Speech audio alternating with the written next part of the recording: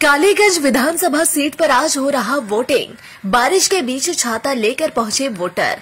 पश्चिम बंगाल के नदिया जिले की कालीगंज विधानसभा सीट पर उपचुनाव के लिए आज सुबह 7 बजे से वोटिंग शुरू हो गई है, जो शाम 5 बजे तक चलेगी। भारी बारिश के बावजूद मतदाताओं में जबरदस्त उत्साह देखा जा रहा है। वोटर छाता लेकर अपने मताधिकार का प्रयोग करने पहुंच रहे हैं। सूत्रों द्वारा जारी एक वीडियो में भी देखा गया है कि लोग बारिश की परवाह किए बगैर मतदान केंद्रों तक पहुंच रहे हैं। इस उपचुनाव को लेकर सुरक्षा के पुख्ता इंतजाम किए गए हैं। केंद्रीय बलों की 14 कंपनियां तैनात की गई है ताकि मतदान शांतिपूर्ण तरीके से संपन्न हो सके।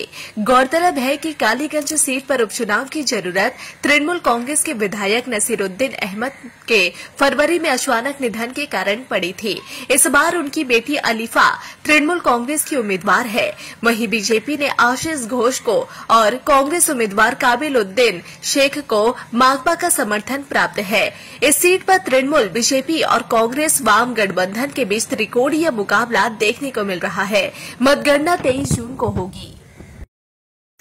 আমি সবাইকে বলছি, আমরা শুধুমাত্র দুটো রাজনৈতিক দলের বিরুদ্ধে লড়াই করছি না। আমাদের অন্যতম আজকে প্রধান লড়াই হলো এই দুর্যোগপূর্ণ আবহাওয়া।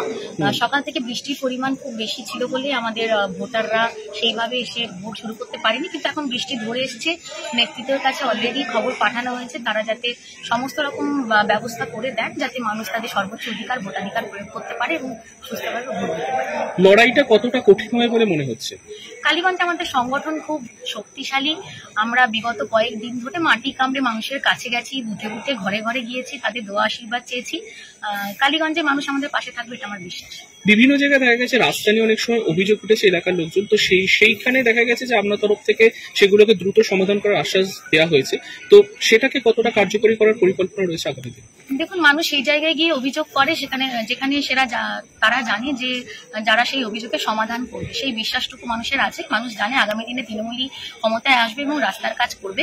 মানুষের অভিযোগ আমরা মাথা পেতে নিই, আমরা লিখে নিয়েছি, আমরা সেই রাস্তার কাজ দ্রুত হারে সমাধানের চেষ্টা করব। মিরার একটি বুথে কংগ্রেসের তরফ থেকে অভিযোগ করা যে তৃণমূল তাদের এজেন্টকে বসতে দেয়নি, এই বিষয়টি এটা ভুল ইনফরমেশন।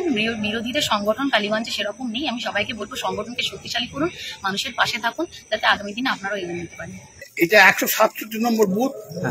সেই বুথে এখন মধ্যে মেশিন ডিস্টার্ব দেখাচ্ছে, ভোট চালু হয়নি। আচ্ছা, কতক্ষণ ধরে এরকম ডিস্টার্ব? কতক্ষণ ধরে? ওই 7টায় ভোট শুরু, তখন থেকে চলছে। তাই ভোটে কি 7:30 বাজছে? লাইনে কি লোকজন আছে এখানে? হ্যাঁ, লাইনে লোকজন আছে, ভালো লোকজন আছে। তো অফিসারদের কিছু বললেন? হ্যাঁ, অফিসারদের কিছু বললেন? অফিসারদের খবর দেওয়া হয়েছে। যারা দায়িত্ব আছে, প্রিসাইডিং অফিসার বলো, আপনি সেক্টর অফিসে খবর দিন, আপনার কাজটা করুন। কতক্ষণ দেরি হলো শুরু হতে ভোট? মানে ভোট কি শুরু হয়েছে? 7টায় তো ভোট শুরু হওয়ার কথা, এখন 7:30 বাজে। 8 ঘন্টা করে মেশিন ডিস্টার্ব করছে। মেশিন যারা এসছেন তারা চালু করতেই পারছেন না, মেশিন ভোট রেকর্ডিং হচ্ছে না।